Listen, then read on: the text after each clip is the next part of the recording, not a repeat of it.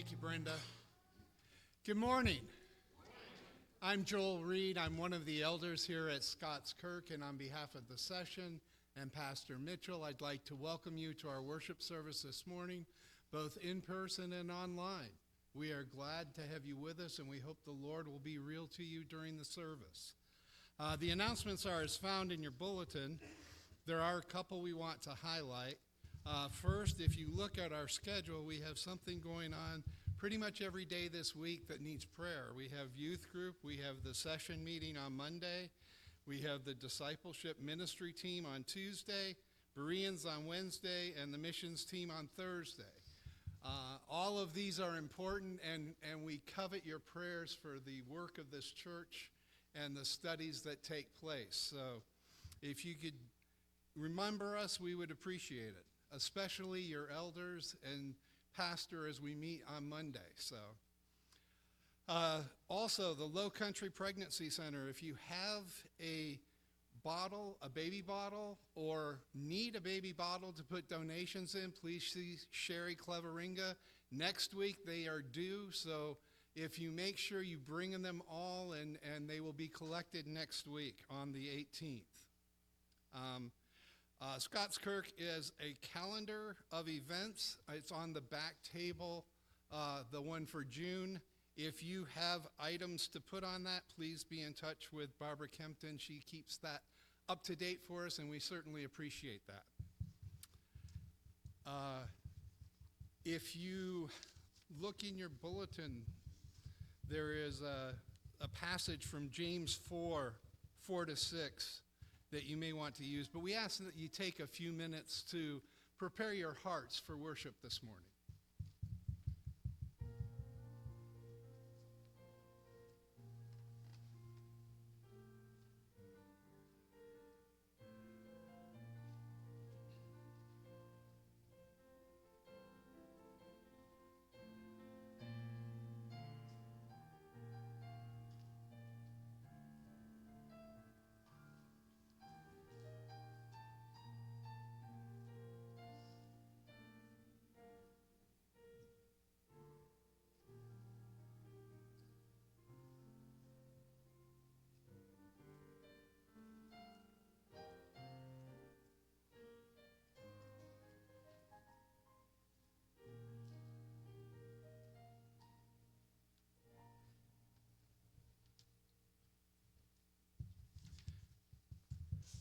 For our call to worship this morning, I would like to use Psalm 115, verse 1. Not to us, O Lord, not to us, but to your name give glory, for the sake of your steadfast love and your faithfulness. Let's stand and sing to his glory from the Trinity hymnal number 16. Come, let us sing unto the Lord. Let's stand and sing this together.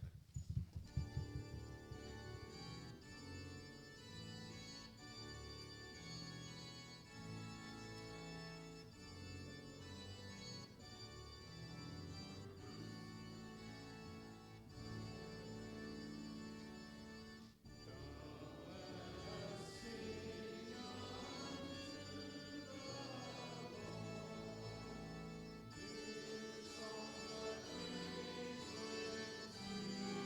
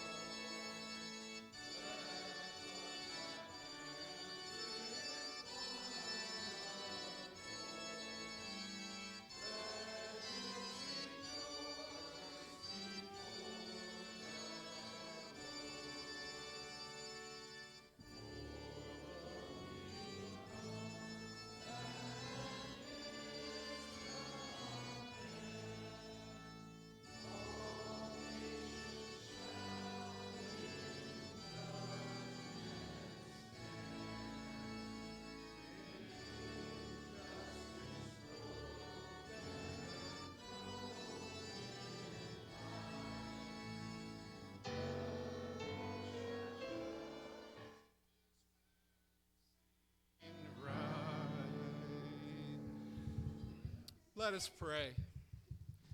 Dear Heavenly Father, once again we are humbled that you would call us into your presence, that you who created all, simply by speaking it into existence, would call us into your presence to have a relationship with you, to bring our cares.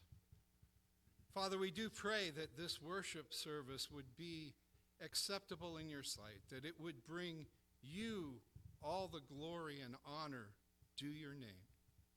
Father, you who loved us enough to send your Son, to pay a price we couldn't pay, and to teach us your ways, as he taught his disciples to pray, saying, Our Father, who art in heaven, hallowed be thy name. Thy kingdom come, thy will be done, on earth as it is in heaven. Give us this day our daily bread, and forgive us our debts, as we forgive our debtors. And lead us not into temptation, but deliver us from evil. For thine is the kingdom, and the power, and the glory forever. Amen. You may be seated.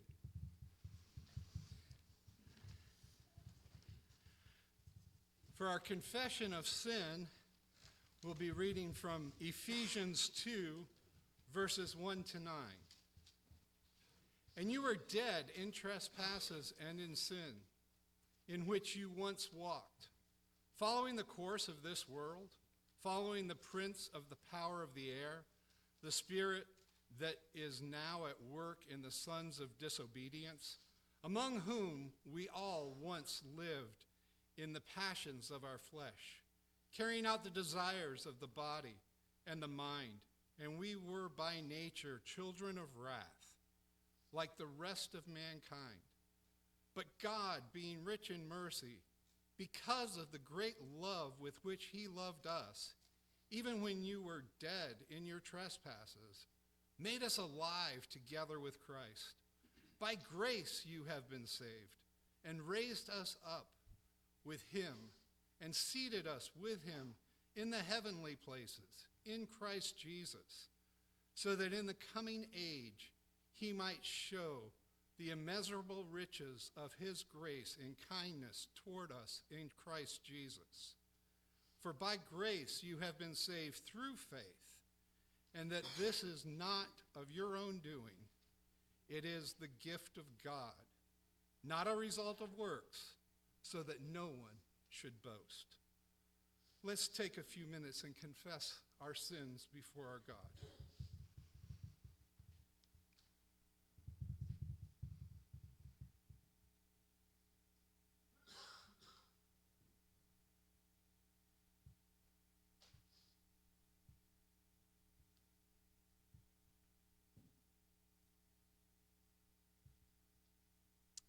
Amen.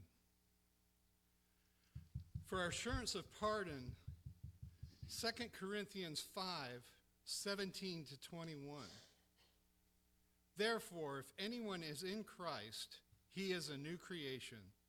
The old has passed away. Behold, the new has come. All this is from God, who through Christ reconciled us to himself and gave us the ministry of reconciliation. That is, in Christ, God was reconciling the world to himself, not counting their trespasses against them, and entrusting us the message of reconciliation. Therefore, we are ambassadors for Christ, God making his appeal through us. We implore you on behalf of Christ, be reconciled to God for our sake. He made us to be sin who knew no sin, so that in him we might become the righteousness of God. Amen. Well, let's stand for our confession of faith. It's from the Heidelberg Catechism, question 127. I'll read the question and we will read the answer together. Which is the sixth petition? And lead us not into temptation, but deliver us from evil. That is, since we are so weak in ourselves that we cannot stand a moment. And besides this, since our mortal enemies, the devil, the world, and our own flesh, cease not to assault us, do thou therefore preserve and strengthen us by the power of the Holy Spirit, that we may not be overcome in the spiritual warfare, but constantly and strenuously may resist our foes, till at last we obtain a complete victory. You may be seated. And if the children will come forward for the children's sermon.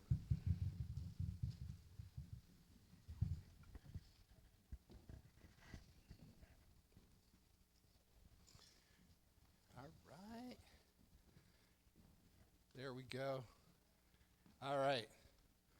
There are plenty of room, right? So, who did we talk about last week? Lot and Abraham, right? And we knew what? That the men that came to visit Abraham were going to go to Sodom. Well, one was God and two were angels, right? So there were three of them. The two angels went on to Sodom. And Lot was sitting there at the gate of Sodom.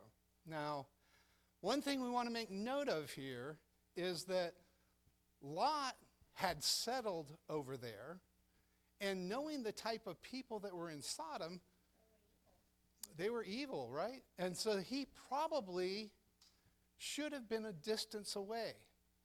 But like us, he wanted to be accepted in a lot of ways by the people that were there. So he was sitting at the gates. He sees these strangers coming, and he knows that the people of Sodom are not the holiest people. And he says, hey guys, come over here to my house. And they said, no, we'll just spend the night here in the middle of the square. And Lot says, no. And he kind of made them come to his house to stay. Well, when the people knew that there were strangers in town, they came up to Lot's house, and they wanted to bring the men out and talk to them, and it was not a really good sight. And the angels told Lot to get his wife, his son-in-law, his daughters, everybody together and get out of town because they were going to destroy the town. Well, the son-in-laws thought that Lot was joking. So the angel said, look, get your wife and daughters and go. And they went. And they told them, when you go, don't look back. You keep your eyes forward. You keep on going to where you go. Well, Lot's wife looked back, and she turned into a pillar of salt because she did not obey. We have to remember that when God tells us something, it's for our benefit. It's to make us better. And part of what we say as Christians is we will do what God tells us to do. And when we do, he will be faithful to keep us in his arms. Let's pray. Dear Heavenly Father, we thank you that you love us enough to take care of us, to put a path before us, to give us your word as a guide. Father, we pray that you would keep us faithful and keep us focused on the path that you have put before us. In Jesus' name we pray. Amen.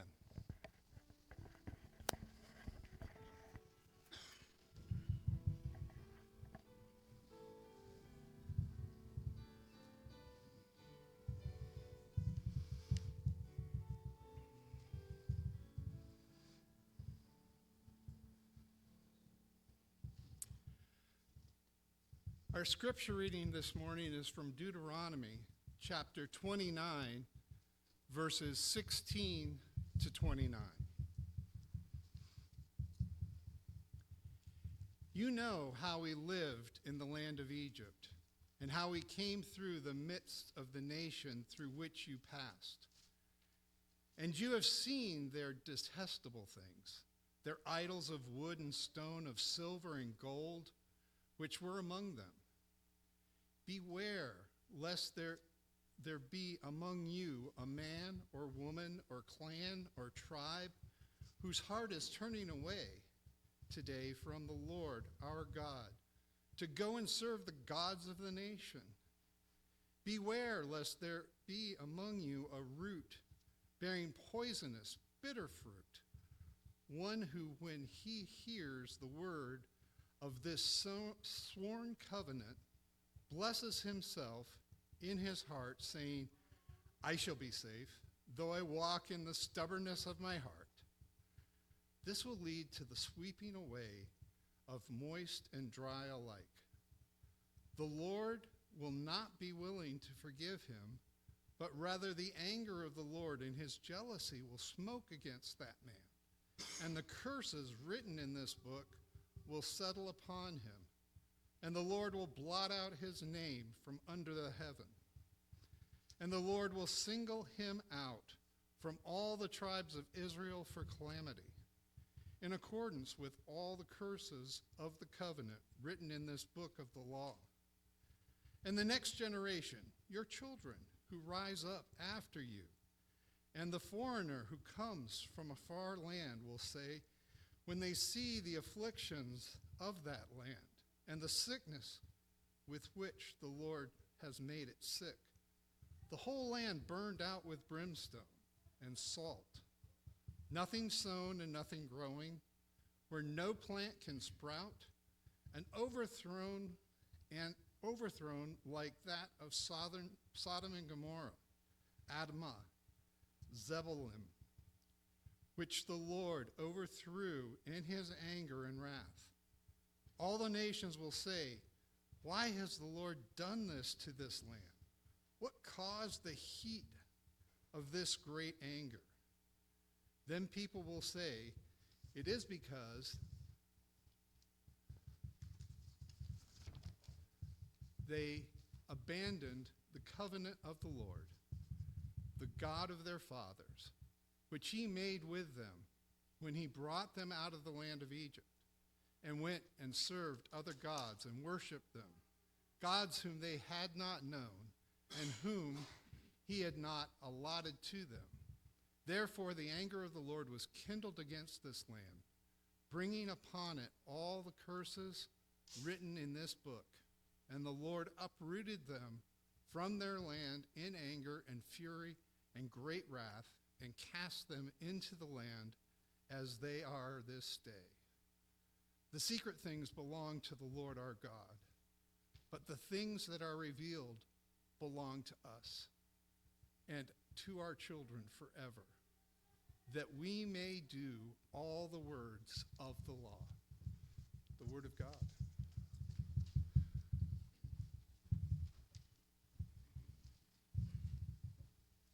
And let us go before our all-wise God once again in prayer. Father, Son, and Holy Spirit, your ways are not our ways, your thoughts not our thoughts. You are the God who knows all, has created all, and is bringing about your holy purposes. We thank you that in your infinite wisdom, you disclose your will, which we ought to know in your word. Help us to be students of it, to look into it with the eyes of faith. Give us by your Holy Spirit, even today, minds that comprehend it aright, and then a heart which burns with zeal to do it, and hands and feet which will carry it out to the praise of your glorious grace. We know that we have life and breath and salvation from your grace being at work, your mercy and compassion in the Lord Jesus Christ, the one mediator between God and man. It is through his righteous life and his atoning death that we are counted righteous. It is through him that we are adopted as sons and daughters. It is through him that we are sanctified. And it is through him that one day we will be glorified with you forever. We pray for your Holy Spirit to fix our eyes upon him so that we might run the race with endurance and not linger looking back at the things of this world, not seeking friendship with things that are passing away, that we would make no peace with sin. Lord, let us be killing sin, lest it be killing us. Work in our lives repentance and faith in Christ that would aid us to live a life of thanksgiving, more and more being conformed to his image in this world. Lord, help us to bring this message of hope and mercy to our neighbors here in Summerville and to the ends of the earth. We thank you for World Witness and the ARP missionaries, many of whom we were able to meet just this last week. We pray for safety and refreshment for all the missionaries as they're home, and pray, Lord, that you would make them all the more effective to deliver your gospel to the lost, that they might come to see, and the blind being given sight, praise you and thank you and give glory to your great name for accomplishing this. For we know that we are simply beggars, showing other beggars where we have found bread, the bread of life in your Son. We thank you, Lord, for the meeting of General Synod and for your faithfulness in hearing our prayers for that meeting, and ask that you would guide and direct our steps as a denomination in the days ahead. We pray also for wisdom for our session as we meet tomorrow. We pray, Lord, for our deacons. Continue to raise up in the days ahead men who will be called and equipped for these offices. We pray that you will do this for your name's sake. And we know you do give good gifts to your church. You have equipped all the body. And we thank you for all those who are serving on ministry teams and those who are serving in other informal ways, those who are serving behind the scenes, and those who are aiding one another and loving the body in intangible and material ways, those who, Lord, are encouraging and lifting up in prayer the body that you have put us in. We thank you that you do not leave us to live the Christian life alone, but you have put us in a contact with the people, the local church, as part of your kingdom, which is worldwide, from every nation, tongue, and tribe. We pray that as a people, you would aid us in our love for one another, that others might see Christ at work in us. And give justice to the oppressed, to the fatherless, the widow, the poor, the stranger. We ask, Lord, that you would do this, knowing that you are a God who hears the cries of your children, who hears the cries of those who call to you. And we pray that justice would roll down like waters, righteousness like an ever-flowing stream. We look forward to the day when righteousness will cover the earth as the waters cover the seas. But until then, make us pilgrims going toward a better land and running that race which is set before us with endurance, keeping our eyes fixed on Christ, the author and finisher of our faith. For we pray all these things in his glorious name. Amen. As we continue to worship the Lord, let us sing together once again from Blue Notebook, page 27, His Mercy is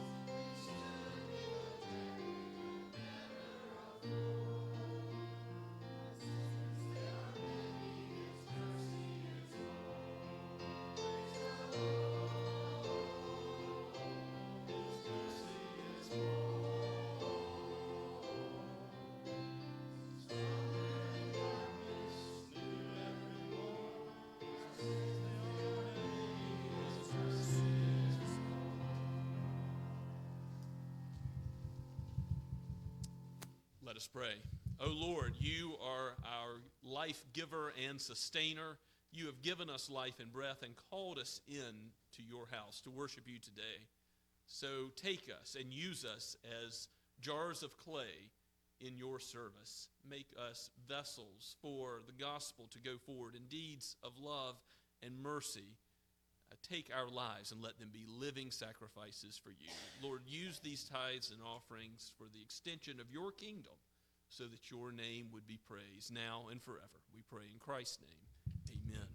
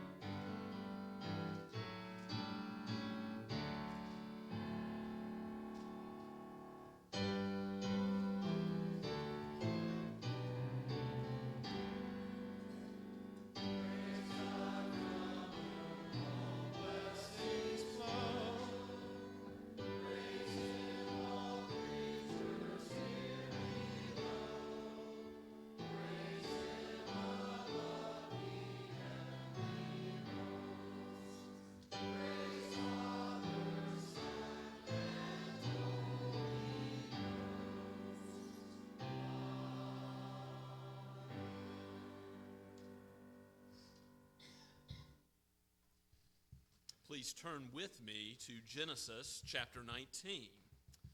Genesis 19 is the final time we will see Lot appear in the book of Genesis.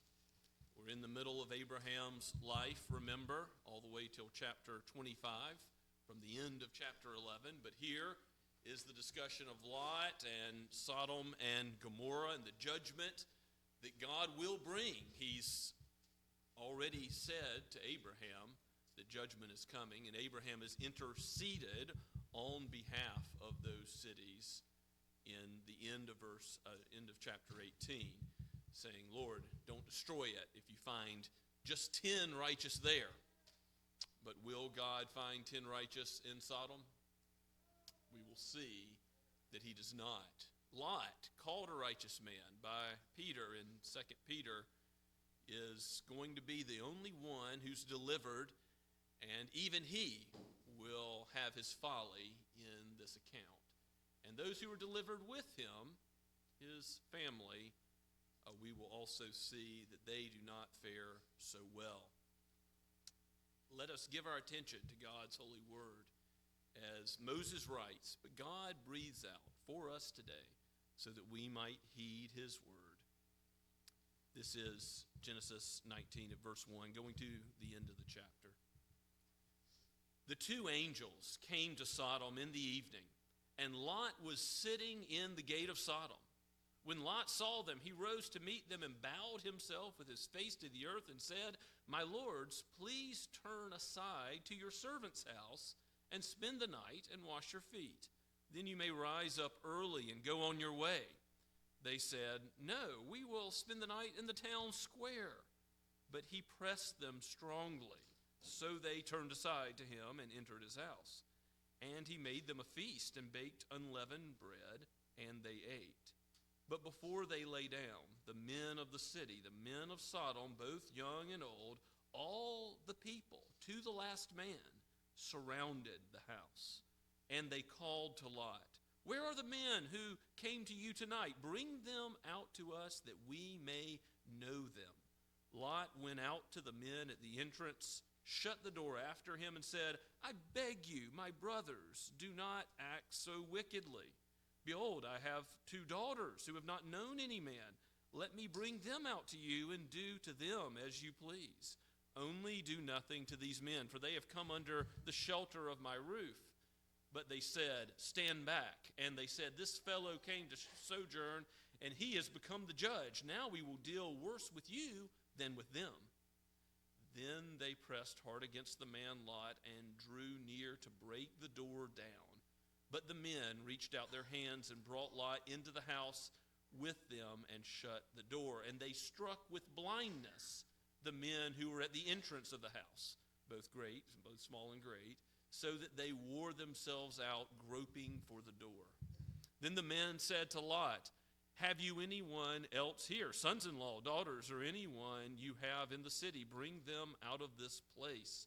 For we are about to destroy this place, because the outcry against its people has become great before the Lord, and the Lord has sent us to destroy it." So Lot went out and said to his sons-in-law, who were to marry his daughters, "Up, get out of this place, for the Lord is about to destroy the city." But he seemed to his sons-in-law to be jesting. As morning dawned, the angels urged Lot, saying, "Up, take your wife and your 2 daughters who are here, lest you be swept away in the punishment of the city." But he lingered. So the men seized him and his wife and his 2 daughters by the hand, the Lord being merciful to him, and they brought him out and set him outside the city. And as they brought them out, one said, "Escape for your life. Do not look back or stop anywhere in the valley. Escape to the hills, lest you be swept away." And Lot said to them, "Oh no, my lords. Behold, your servant has found favor in your sight, and you have shown me great kindness in saving my life. But I cannot escape to the hills, lest the disaster overtake me and I die. Behold, the city is near enough to flee to, and it is a little one. Let me escape there. Is it not a little one? And my life will be saved." He said to him, "Behold, I grant you this favor also, that I will not overthrow the city of which you have spoken. Escape there quickly, for I can do nothing till you arrive there." Therefore the name of the city was called Zoar. The sun had risen on the earth when Lot came to Zoar. Then the Lord rained on Sodom and Gomorrah sulfur and fire from the Lord out of heaven. And he overthrew those cities and all the valley and all the inhabitants of those cities and what grew on the ground. But Lot's wife, behind him, looked back, and she became a pillar of salt. And Abraham went early in the morning to the place where he had stood before the Lord. And he looked down toward Sodom and Gomorrah and toward all the land of the valley, and looked, and behold, the smoke of the land went up like the smoke of a furnace. So it was that when God destroyed the cities of the valley, God remembered Abraham and sent Lot out of the midst of the overthrow when he overthrew the cities in which Lot had lived. Now Lot went up out of Zoar and lived in the hills with his 2 daughters, for he was afraid to live in Zoar. So he lived in a cave with his 2 daughters. And the firstborn said to the younger, "Our father is old, and there is not a man on earth to come in to us after the manner of all the earth. Come, let us make our father drink wine, and we will lie with him, that we may preserve offspring from our father." So they made their father drink wine that night, and the firstborn went in and lay with her father. He did not know when she lay down or when she arose. The next day the firstborn said to the younger, "Behold, I lay last night with my father. Let us make him drink wine tonight also. Then you go in and lie with him, that we may preserve our offspring with our father. So they made their father drink wine that night also, and the younger arose and lay with him. And he did not know when she lay down or when she arose. Thus both the daughters of Lot became pregnant by their father. The firstborn bore a son and called his name Moab. He is the father of the Moabites to this day. The younger also bore a son and called his name Ben-Ami. He is the father of the Ammonites to this day. Amen. May God help us as we hear the word preached. Let's pray together. O Holy Spirit, you have given us this word that is counter to our culture, this word that we so desperately need to hear. Help it, Lord, to be rightly understood so that we might repent of our sin and cling to Christ for shelter from the wrath to come. And that, having trusted in Christ, we might live according to your commands out of thanksgiving for who you are as the gracious God who redeems sinners from destruction. For we pray all this in Jesus' name. Amen. In God's providence, we have come to Genesis chapter 19 in the midst of what our world calls Pride Month. And this is certainly a message that is counter to the culture. But this is what the Bible says. And it does not present those in Sodom and Gomorrah as cut from a different cloth of humanity. But this is where we all end up. The wages of sin is death. And this is another example of what happens if the grace of God is not operative. We'll see how the grace of God actually is operative in Lot, but how even in his spiritual warfare he fails. But then we will consider all the advantages that Lot's wife had. We'll consider how Lot's nearness to Sodom affected his legacy, his family, his daughters, in bearing fruit, bitter fruit, from their association with Sodom. That's where the passage begins. If you look back with me to the beginning at verse 1, you see the two angels who are in human form coming to inspect Sodom just as they said they would. In chapter 18, verses 19 and 20 and 21, you have a great outcry coming before the Lord. And he says, I will go down, like at the Tower of Babel, to see, is this outcry true? Is there great wickedness in Sodom and Gomorrah? And he will know. So he sends his angels to do this inspection. And where do we find Lot? But sitting in the gate at Sodom. And as we mentioned a few weeks back, to be seated in the city gates implies that he was a respected leader in Sodom. So not only earlier had he pitched his tent near Sodom, but now he is interacting with the Sodomites in a very friendly way. And in fact, we see in the process of this account in verse 7 that he calls out to them when his back's against the wall. He calls them brothers. His friendship with the world is going to cause him problems. And this is the one believer amongst those that we're looking at this morning. So when Lot sees the angels, he offers them hospitality. He gives them a meal, and they say they're going to go stay in the town square, kind of an odd sort of thing in the end of verse 2, but Lot urges them, or your version might say, press them strongly. A very strong encouragement not to do that. Don't go stay in the town square. Why? Why not? Lot knows what kind of people the men of Sodom are. He knows they are in danger if they should do that. And so he tries to offer them some protection by coming into his own house, under his own roof. But the men of Sodom have already gotten word that there are visitors here. Again, human form, they think that these men should be their own to do with what they please. And verse 4 puts it as delicately as the scriptures can. The men of the city, the men of Sodom, young and old, to the last, all the city is wicked in this way, surround the house. And they say in verse 5, bring out those visitors that we may know them. And of course, this is giving up natural relations as God designed it in Genesis chapter 2, which, by the way, Jesus himself reaffirms. It's not that Jesus has nothing to say about this subject, but Jesus says a marriage between one man and one woman, this is God's design. And here, running counter to that in a Romans 1 way, is the exchanging of the truth for a lie, men doing what they in their pride wish to do, thinking themselves wiser than God, knowing intimately, in a sexually immoral way, other men, lusting after them. And Lot comes up with a solution to this problem of the men of Sodom surrounding his house, certainly a threat to his guests, and we'll see a threat to him as well.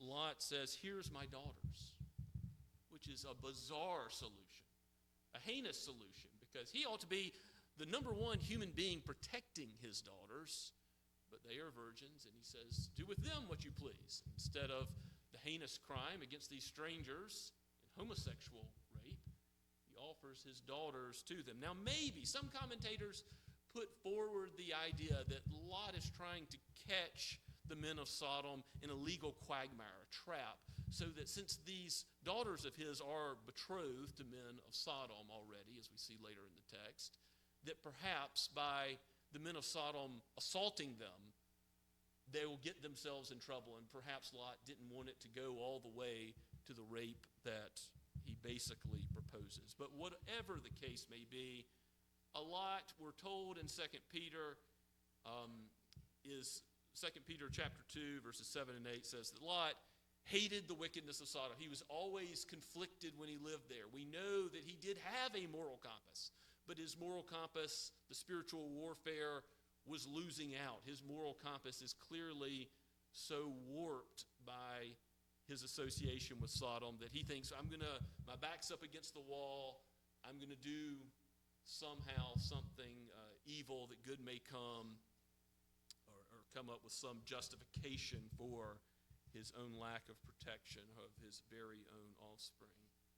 So this evil proposition is given by Lot, but the men surrounding his home continue to press for the male visitors that are within, and they threaten Lot also. In verse 9, they say, who is this fellow? Has he become the judge? They don't want to be judged by anybody, God or man, for their actions.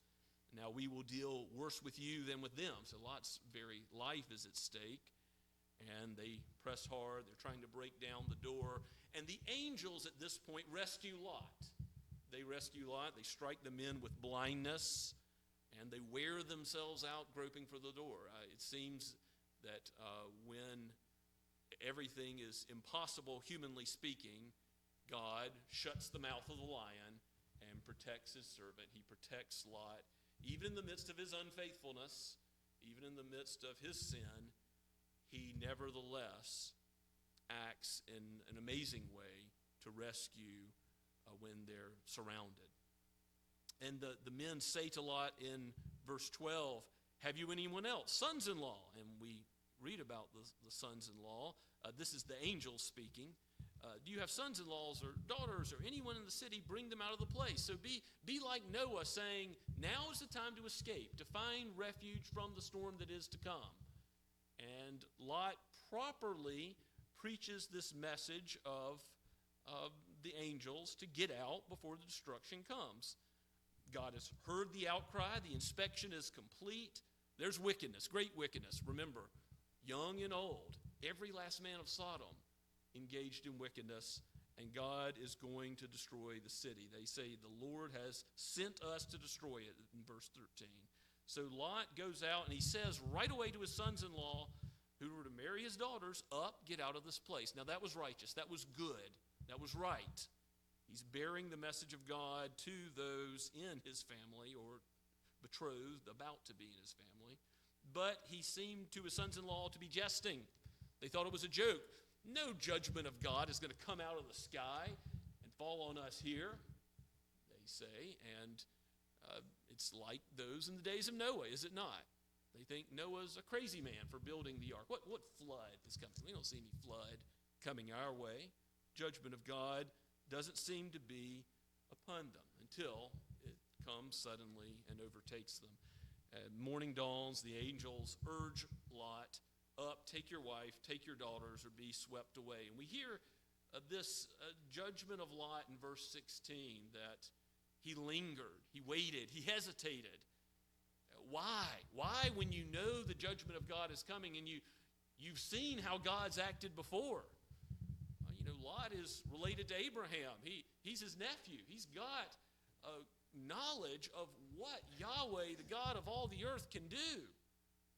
And yet, he lingered. He was perhaps wanting others to come out of Sodom, but he lingered, giving us the impression that he longed for something of his life in Sodom to be preserved, to think about it a little longer. And he does have to be grabbed, seized. The word in verse 16 where the man, the angel, he dragged him, seized him, took him away forcibly, and his wife and daughters by the hand. The Lord was merciful, even in the midst of all this, and even in the midst of Lot's lingering, the Lord was merciful and sets him outside the city, and we see how he goes off to Zoar, the little city. Zoar means little city, which the angel grants him to have refuge in. At this point, I think we should rightly think about Lot's lingering, because he had a spiritual conscience. He knew there was spiritual warfare. He was conflicted when he lived at Sodom. He did bring God's message to others, but he was so ineffectual. He was so compromising that he suggested great sin and committed great sin. J.C. Ryle has a 1 or 2 page article. It's out of the book Holiness, I believe. But you can look it up online if you just type in J.C. Ryle, and Remember Lot is the title of the article. It's well worth reading. Again, just a couple of pages on the lingering of Lot. And he goes on to talk about you and I, and what do we do when we find ourselves lingering over sin, when we find ourselves looking back at sin as a believer, as someone who has grace, as someone who is saved from the wrath of God against our sin. If we find ourselves like Lot lingering in it. And Ryle says this: think not for a moment that your case is past recovery. We're going to see there are some who look back at sin and never turn to Christ. We're going to see that in Lot's wife in just a minute. But with Lot, he was redeemed. Think not that your case is past recovery. Think not because you have been long living in a dry and heavy state of soul. Surely Lot had been in Sodom, that there is no hope of revival. Is not the Lord Jesus Christ an appointed physician for the soul? Is there not one who can cure the deep malady that Lot feels? Did he not cure every form of disease? Did he not cast out every kind of devil? Did he not raise poor backsliding Peter and put a new song in his mouth? Oh, doubt not, but earnestly believe that he will yet revive his work within you. When he begins a work, he brings it to completion. Only turn from lingering, confess your folly, and come. Come to Christ at once. Later with Lot's wife, again, you've got a fantastic J.C. Ryle article entitled Remember Lot's Wife, and well worth reading. But those words are the words of Jesus himself in Luke chapter 17, verse 32, speaking of the coming of the Son of Man, the wrath to come, which is still ahead of us, Christ's return. Remember Lot's wife. And we ought not be looking back at sin, and we ought to take as a monument of God's judgment her case to heart. She was turned into a pillar of salt. What is Sodom adjacent to? The Dead Sea. What's in the Dead Sea? A lot of salt. What does salt symbolize? Barrenness, death, no life there. And of course, fire and sulfur, as it rained down on Sodom, froze in a moment of time, like those caught in Mount Vesuvius, whatever they were doing, as monuments to the wrath of God. They didn't expect it, and then in a moment, judgment came. before they had time to say, we have been wrong, we do repent, we confess our folly, we turn to Christ, we want refuge from this wrath. It was too late. And there's specific instruction given to Lot's wife. Again, she had the advantages of knowing Abraham, knowing righteous Abraham, knowing Lot, and knowing the power and covenants of God. And yet, she hears this instruction given by the angels, do not look back or stop, end of verse 17, anywhere in the valley. Now, if God tells you through his angelic messenger, do not look back or stop, should you think, I maybe have a different idea, I'm going to do what I'm going to do? What pride, what hubris, to think that it doesn't really matter whether or not we follow God's instruction. And you might say, well, it's just a little bit of looking back. The punishment seems too harsh for the crime, but the matter is, will you obey God or yourself? Will you follow your heart or will you follow the Lord? She chose to follow her own heart, to walk in the way of her own counsel, as Jeremiah says in Jeremiah 7:24. And the result is that she is just, frozen in time, and judged. She is just as judged as those in Sodom. It's as if she never left. She was looking back, longing for the ways of Sodom, longing for those in Sodom, longing for the life of sin that she's known so long. Remember Lot's wife. Judgment is coming. There's only one refuge from the wrath that is to come, and that is in the Lord Jesus Christ. He alone lived a righteous life. Not Abraham, not Lot. He alone is able to present us before God as spotless, flawless, and our sin covered by his blood. He died for us so that we might not face the wrath we deserved. When he cried out on the cross, "It is finished," it is because he paid the debt in full that we ought to have paid. When he cried out, my God, why have you forsaken me?" Quoting the Psalm 22, it was because he was forsaken, so we would not be forsaken ourselves. He was cut off as the God-man from the smiling face of God and his blessing, so that we would receive that smiling face of God forever. The judgment of God that comes on Sodom and Gomorrah is certainly something that God wants us to see and remember and be cognizant of. It's sort of paradigmatic for the scriptures going forward as the example of where disobedience to God leads, judgment. And so again and again, Sodom and Gomorrah are used as examples of that judgment, even as we read earlier in Deuteronomy chapter 29. Many times the scriptures refer to Sodom and Gomorrah in this way: Isaiah 13, Jeremiah 49, and so forth. Even at the end of all the scripture, in Revelation 19:3, when there's a picture of God's restoration of all things, and of course the new heavens and new earth are going to be pictured in the final chapters of Revelation. But maybe turn with me to Revelation 19 and look at this image that harkens back to Sodom and Gomorrah as God judges righteously on the last day.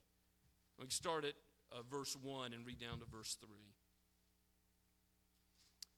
"After this I heard what seemed to be a loud voice of a great multitude in heaven crying out, 'Hallelujah!'" That means praise the Lord. "Salvation and glory and power belong to our God, for his judgments are true and just. For he has judged the great prostitute who corrupted the earth with her immorality, and he has avenged on her the blood of his servants." Once more they cried out, "Hallelujah! The smoke from her goes up forever and ever." What becomes of Satan and all those who are laboring for his kingdom? They have the fires going up from them as a fiery furnace, as the smoke goes up from Sodom. We need to look at the ashes and see what being in the state in which we're born in sin, where it leads to the judgment that Christ has saved us from, the judgment that Christ does save those who repent from their sin from, to give him praise, and to give him praise for how he judges evil. Now, of course, the bitter fruit of Sodom doesn't end when Lot has escaped. Because even though he's out of the city, he's now dwelling in a cave after he leaves Zoar. His daughters think there's no one else on earth because they've seen the fire and sulfur rain down. They think nobody survived this. It is like the Great Flood. And they think the only way they can extend their line is what? Again, to messed up moral compass, do evil that good may come. They're going to commit incest with their own father, and using wine, they do one after the other. They both become pregnant by their father. And in this evil, they are simply living as those who have been living according to worldly principles. They keep living that way. So they're out of Sodom, but Sodom hasn't left their hearts. They continue to rebel against God. And they do bear offspring. We're told that Moab and Ben-Ami are the ones born of them at the end of our passage. And, of course, Moab means from the father, Ben-Ami, son of my close relative or kinsman. They're both of these tribes, these nations, come from the Moabites and the Ammonites, come from these incestuously born sons. And Israel will be at war with them. Israel will be resisting the idolatrous tendencies of the Ammonites and the Moabites for years to come. You see, Lot, in his testimony, where does it go? He continues to have a struggle and bring a struggle on the world in the days ahead because of his closeness to Sodom. Parents, remember this. Don't put friendship with the world above the love of the Lord. Raise your children in the nurture and admonition of the Lord. Don't think to yourself, what's going to bring me the greatest profit in business? And so I'm going to set up my tent, as it were, right next to Sodom and become friends with Sodom.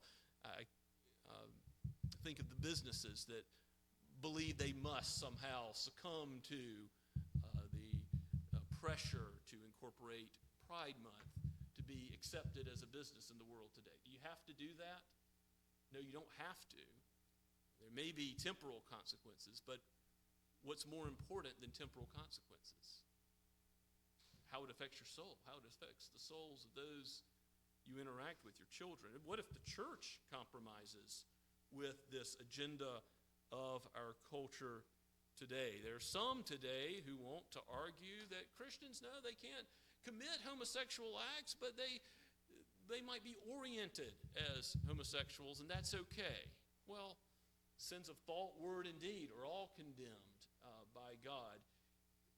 When Paul says to the Corinthians, such were some of you, thinking of their sexually immoral past, he's implying that they're redeemed out of that. Not that there are no struggles with sin, but that there are indeed there's a new principle in Christians that they are redeemed out of this way of life.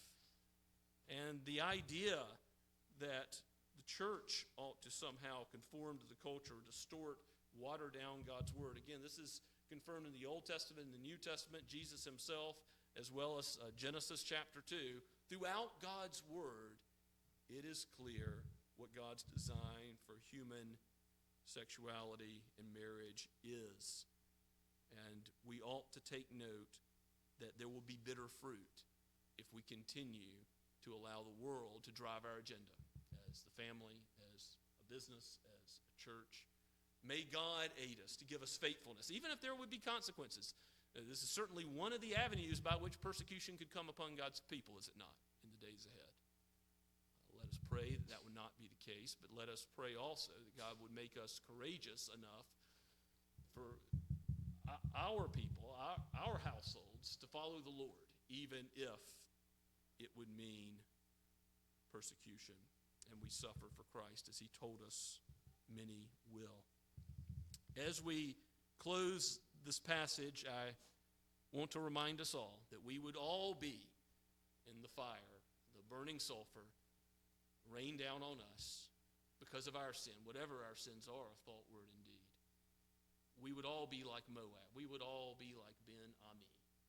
We would all be tasting bitter fruit if it were not for the Lord Jesus Christ. So it is not something that we say out of being bigoted or homophobic, that we believe this word, but we are reminded, all of us, regardless of what we've come to struggle with today. This is a passage that teaches us not to linger with our sin, not to look back at the world with longing, but to fix your eyes on Christ and look to him by faith to be saved and then to be sanctified, to live this Christian life as we journey towards heaven. He is the double cure for sin. He cleanses us from sin's penalty and its power. May his name be praised. Let's pray together. Lord, we thank you for your word. We do need it. Lord, help us to graciously, compassionately, seasoned with salt, interact with the world as salt and light in a way that brings life to the dying. To let them know, Lord, where deliverance from sin is in the Lord Jesus, the God-man, the one who died that we might live. For we pray all this in his holy name. Amen. And let's respond to God's word now with praise, as is appropriate. Hymn number 575, Soldiers of Christ, Arise.